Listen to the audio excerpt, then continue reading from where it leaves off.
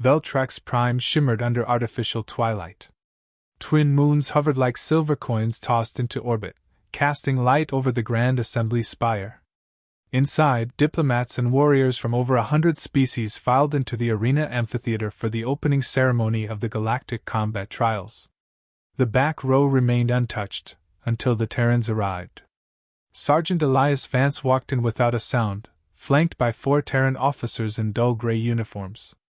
No ornate armor. No ceremonial weapons. Just stillness. The seats in front rustled with robes, glinted with plasma silver trim, and echoed with laughter. Draxons howled first. "Ah, the ghosts come to watch again!" barked Warlord Kravax, a 9-foot tower of plated muscle and steaming vents. "You bring no champions, no pride, only shadows." The laughter spread like infection. Even the more diplomatic races didn't bother hiding their amusement. Elias said nothing. He folded his arms and leaned back, scanning the arena. His eyes weren't wary, they were practiced. The Draxons had taken the central floor with an entire honor guard, shields glowing and war clubs magnetized to their backs. Kravax strutted toward the central dais, grinning like a man who'd already written the outcome. From the raised podium, the Veltrax Chancellor banged his staff against the basalt floor. "Let the trials commence. Today's challenge is issued by—" "I claim it now," Kravax boomed, interrupting. "I challenge the humans. 1-on-1, public arena, full spectrum combat." The room quieted. Kravax turned slowly, pointing a clawed finger toward the back. "You've hidden for centuries. Sat in your seats like tired librarians. Earth is a forgotten myth. Let's remind the galaxy what little strength you had." All eyes shifted to the Terran section. One by one, Elias's team looked at him. He stood slowly, dusted off his sleeves, and stepped down the stairwell toward the main floor. No dramatic entrance. No words. Just footfalls and stillness. Kravax smirked. "You speak through silence? Or is that the best your species can offer?" Elias stopped 10 paces from him and finally spoke, voice low and clean. "Words won't help you where you're going." There was no boast in it. Just fact. Veltrax protocol officers stepped in between them, quickly outlining the parameters. Biological augmentation allowed, non-lethal conclusion preferred, AI assistance forbidden. Both parties nodded. "But why now, human?" asked the Chancellor. "You haven't fought since the Crucible Accords." Elias glanced at the crowd. "You keep poking the quiet ones. Sooner or later, something wakes up." The crowd murmured. Kravax leaned forward. "We've evolved, human. While you mourned your past, we became stronger." Elias tilted his head. "You got louder." A soft ripple of nervous laughter rolled across the chamber. Kravax roared and slammed his palm into a pressure plate, lighting the challenge glyph in blood red. The duel was locked. Denial was no longer an option. The Chancellor raised both arms. "Combat begins at dawn. Until then, prepare." Elias turned without another word and returned to his seat. In the preparation chamber later, Elias sat alone on a bench, unwrapping a protein bar. Lieutenant Rivera entered, voice low. "That was suicide, sir. You know that, right?" Elias looked up, shrugged. "Maybe. We haven't fought in front of the galaxy since the Scour campaigns. You think they'll understand restraint?" Elias chewed thoughtfully. "Not my job to teach them everything. Just remind them we're still here." Rivera sighed and leaned against the wall. "He's going to go all in. Full armor, full augments. You? No armor. Jesus. Too slow," Elias replied. "I don't need to impress anyone. I just need to end it." Rivera exhaled, then nodded. "You're not doing this for pride, are you?" Elias stood. "You think I care about pride? I watched pride burn the moon." Back in the arena, lights dimmed to a soft violet as the moons rose. An old Clyrex ambassador, watching from his platform seat, turned to his assistant. "Do you know why the humans sit in the back?" The assistant blinked. "Because they're weak?" The ambassador shook his head. "Because they've seen the front." And what it costs. Below, Kravax ran drills, practicing strikes. Sparks hissed from his fists as they collided with energy dummies. His breath steamed in the cold air. Above, in the silent row, Elias sat still. Watching. Not preparing. Remembering. As dawn broke, the arena shimmered with rising heat. Spectators filled the viewing platforms. A commentator's voice boomed across all languages. Today, history may repeat, or rewrite itself. Kravax stomped onto the arena floor, wearing exoplate armor laced with Draxan blood alloys. A beast made for conquest. The crowd cheered like it was a festival. Elias walked out without ceremony. No armor. No helmet. Just light boots, matte black fatigues, and empty hands. Someone in the crowd laughed, loudly. Then others joined in. Even Kravax grinned. You came to die in uniform? Elias stopped at the edge of the platform. No, he said. I came to speak. And you'll listen when it starts. The Veltrax Chancellor raised the staff. Combat begins, now. The arena fell into a hush so profound, even the humming force field around the combat rings seemed to pause. Kravax moved first. He came in like a meteor, raw mass wrapped in kinetic servos, cracking the stone floor beneath him. His fist sliced the air where Elias had stood. But Elias had already stepped aside. No wasted motion. No flare. Just quiet. The crowd expected retaliation. A counter. A blast of some secret Terran tech. Instead, Elias circled, relaxed. Calm. Kravax roared. Is this your tactic? Run until I grow bored? Elias didn't answer. His eyes flicked to the Draxon's gate. Left ankle lagged by 1/10 of a second. Armor-integrated leg unit, slightly miscalibrated. Another lunge. Another dodge. Fight, damn you! Elias moved behind him, tapped a nerve cluster just below Kravax's shoulder plate. The big alien grunted, staggering half a step before recovering. The crowd went silent again. In the observation gallery, a Zentari data seer narrowed her eyes. He's not striking to win. He's disabling, piece by piece. Kravax struck again, this time grazing Elias across the ribs. Blood spilled onto the pale floor. The arena erupted in cheers. Cameras zoomed in. Elias winced slightly, looked down, and gave a dry chuckle. Now I remember why we stopped doing this. Back in the Veltrax command room, elite spectators murmured around their monitors.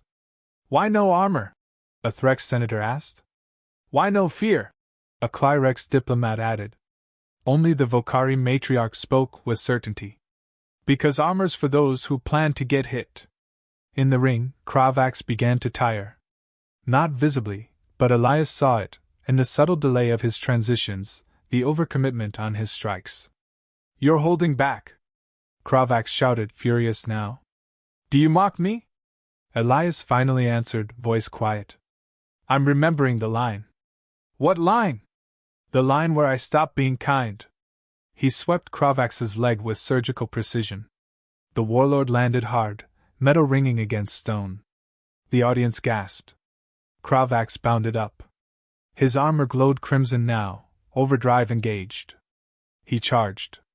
Elias stood still. Impact. Or should have been. Instead, Kravax missed by inches, crashing into the wall. Elias had ducked, stepped inside the guard, and touched the back of his neck. Not a punch. A press. Kravax spasmed, then dropped to a knee. His systems short-circuited. Neural override? A Veltrax judge whispered. No, said the AI watching from above. Human pressure point strike. Anatomical. Elias took 2 steps back. Still want me to fight loud? Kravax struggled to rise. You tricked me. No. You just assumed I had something to prove. The crowd had grown silent. Not stunned. Something colder. Recalculating. In the back row, the Terran team stood, 4 officers, arms at their sides, eyes focused. One alien whispered, Why are they standing? The Clyrex ambassador answered, Because history just shifted. Elias looked to the sky, more precisely, the far corner of the arena dome. Above, hidden in the structure, a Terran observation drone hovered. It had been dormant for centuries. Now green lights flickered across its shell. Terra Unit 99A online. Recording active combat. Kravax was panting now. Chest plate cracked. Arms trembling. The monster, humbled. Elias walked up, crouched beside him. This isn't war, Kravax. Not even close. It's a warning. Kravax's voice shook. What are you? Elias looked around the amphitheater, raising his voice, not loud, just clear. We're the reason your kind exists in peace today. Not because we demanded it. Because we withdrew. You retreated. We restrained. A young Veltrax aide watching from the audience turned to his commander. I thought the humans vanished because they were defeated? The commander shook his head slowly. No. They vanished because they saw what came next. And they didn't want to be part of it. Elias stood fully upright again. His voice carried across the stunned arena. You mock our silence. Our seats in the back. But we remember what the front looked like when it burned. No one replied. He glanced down at Kravax, still kneeling. I'm not your enemy. But you came looking for one. He stepped back and raised his palm to the Veltrax Chancellor's box. Combat concluded. The arena AI pulsed, human victor. Non-lethal outcome. Proceed to debrief. Kravax dropped fully, gasping. Not out of pain, but realization. The back row wasn't cowardice. It was mercy. In the Terran waiting chamber, Rivera met Elias with a towel and a bottle of synth water.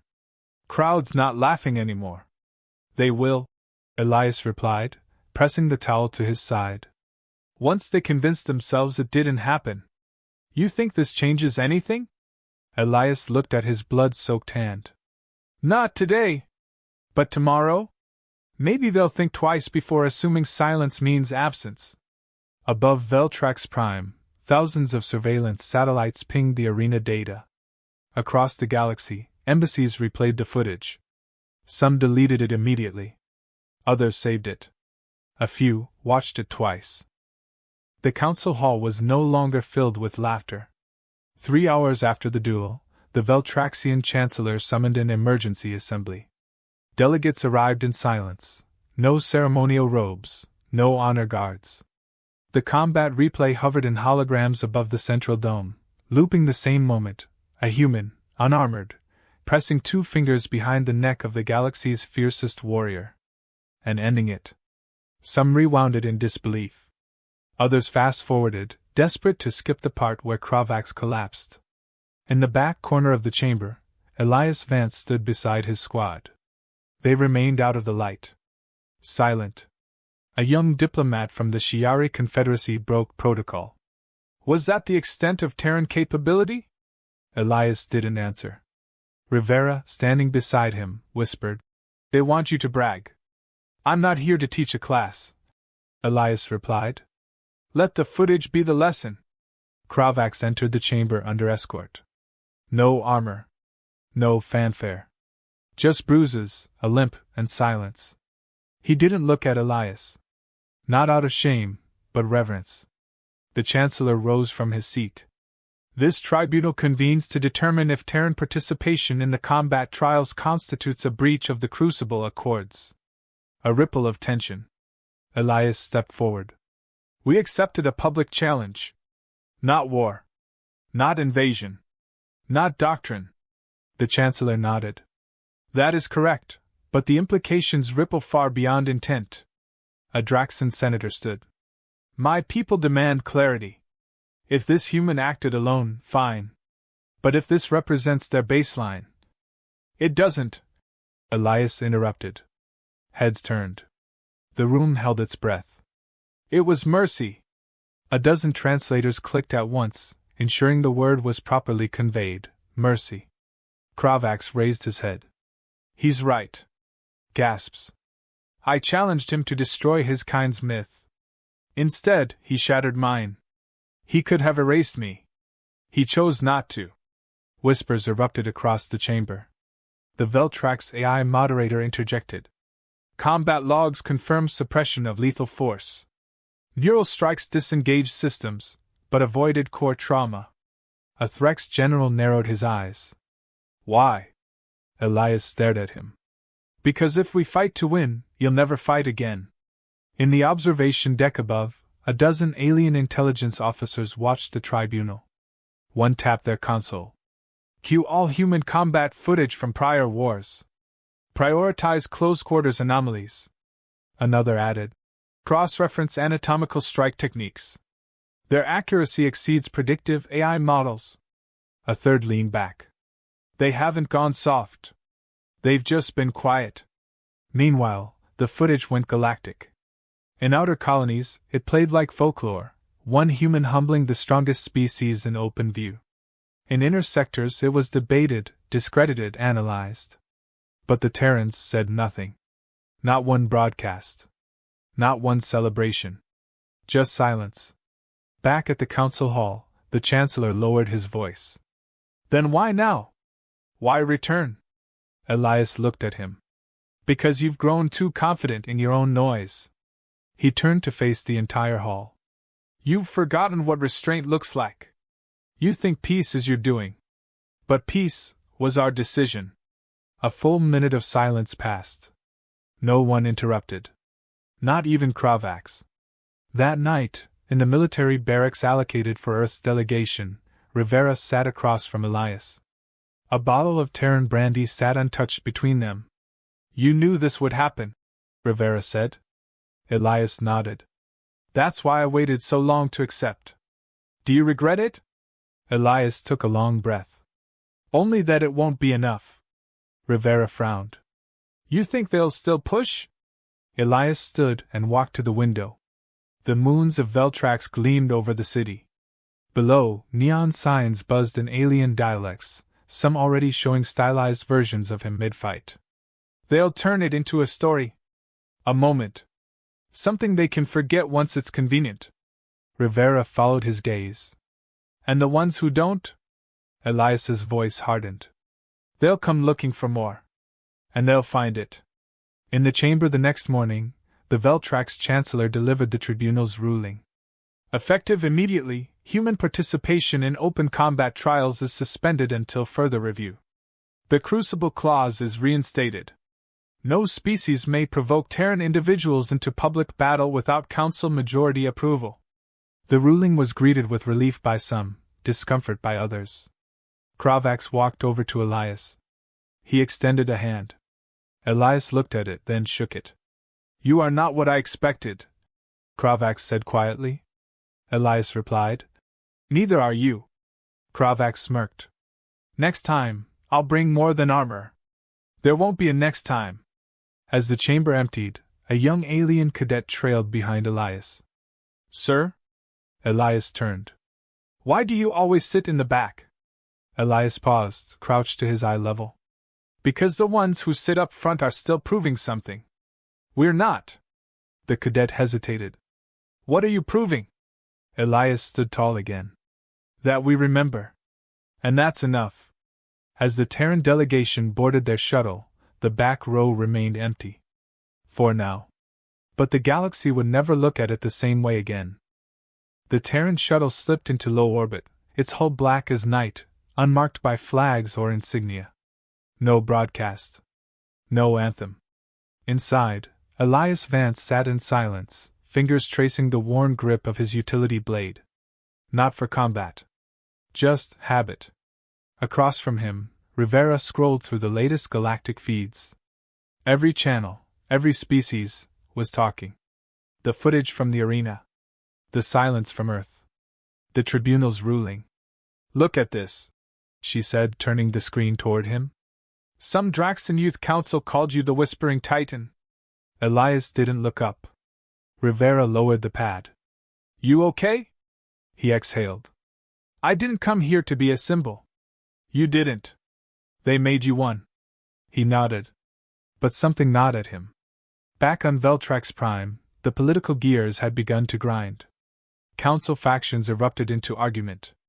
Some feared retaliation. Others demanded immediate peace treaties. A few, the bold or the foolish, believed it was all posturing. But not everyone debated.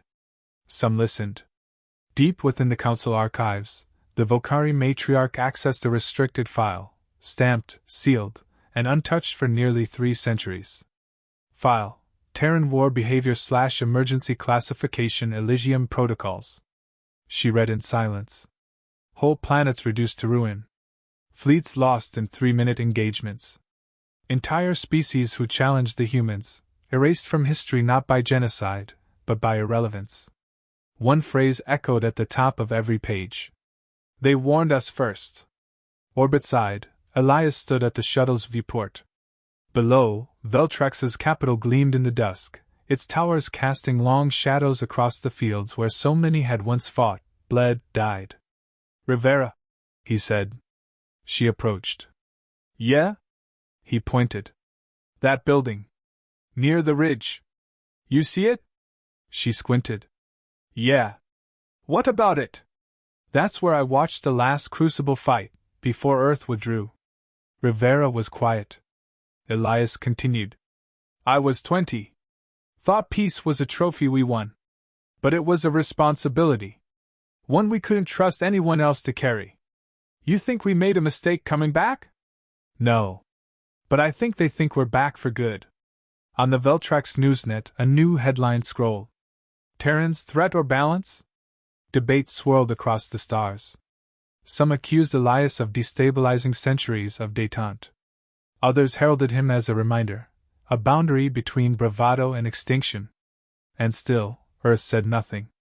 In the Galactic Strategic Defense Corps, an alliance of the 5 most militarized species, Admiral Corax of the Threx reviewed simulations. All of them ended the same way. Terran advantage after 72 hours. Galactic collapse by day 10.